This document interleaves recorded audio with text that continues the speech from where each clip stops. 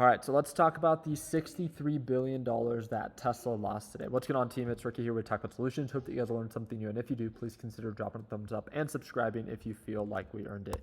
Let me go ahead and start sharing my screen.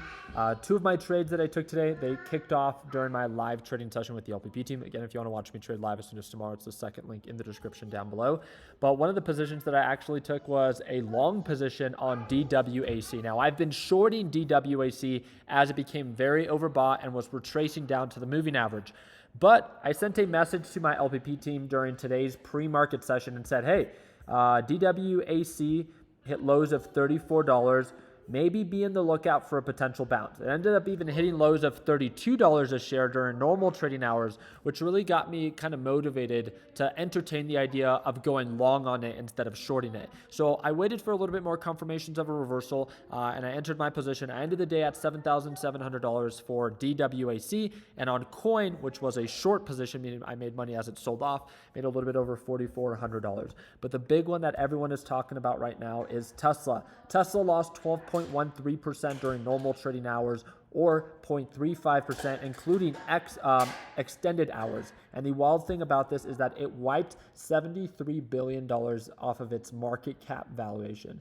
It's not a good day for Elon, but again, even on his worst day, maybe like today, is still any of our best days, right? With that being said, the question that everyone is asking, is it now time to buy Tesla? Now, I'm just sharing my thoughts with you guys, so you guys let me know down in the comment section what you think. Tesla's next support range that I see is around 155 to 160. And looking at previous patterns, although Tesla is oversold, look at the NASDAQ market. And the NASDAQ market on the 1 hour time frame is now beginning to trade below the EMA. So if we do begin to see some selling pressure, especially with the economic report that's going to be released tomorrow, we have PCE prices, which pretty much just tracks for the average home spending. It tracks the average home spending in the entire United States.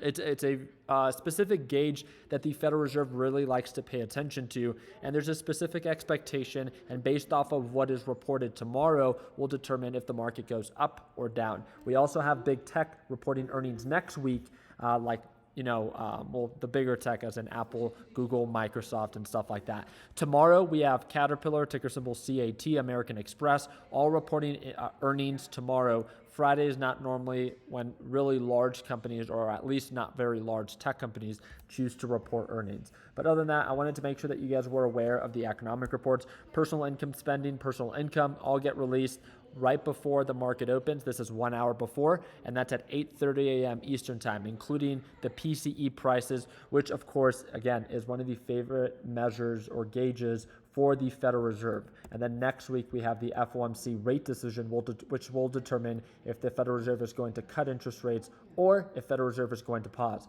Now, why is this important? Well, if NASDAQ market is already beginning to pull on back, and based off of what is reported tomorrow, can actually determine if the market actually and actively begins to sell off. And if NASDAQ begins to sell off, then that should only cause more selling pressure on something like Tesla. So when, again, asking that specific question, can Tesla get cheaper? The simple answer is yes.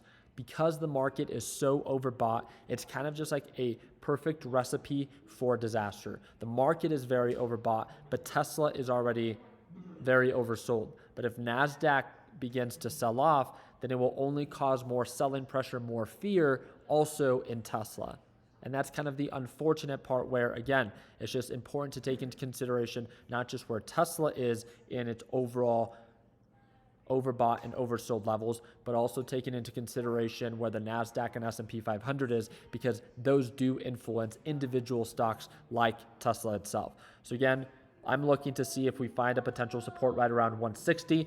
But if it does begin to indicate signs of a reversal and actually show signs of higher highs and higher lows, then I could potentially entertain the idea of a swing trade. But in my opinion, it's just too early to tell. There's too much selling pressure. And based off of where the NASDAQ market currently is, it's overbought enough that if it does begin to sell off, should only cause more selling pressure on Tesla. I just wanted this video to be a very simple video for you to understand kind of what my approach and my opinion is about where Tesla is right now and whether I think it's it's either a good buy or something to maybe hold off until direction is a little bit more clear or there's more signs of a solid support, right? Why try to predict the future when you can simply wait to prepare? Other than that, again, I will be trading live. It's going to be my last day in Colorado tomorrow. So if you want to tune on in, it's going to be the second link in the description down below. Would love to see you there. And if you have any questions before signing up, shoot me a direct message via Discord or via Instagram. And that's the first or third link in the description down below. I appreciate your time. Like always, let's make sure that we end the year on a green note. Take care, team.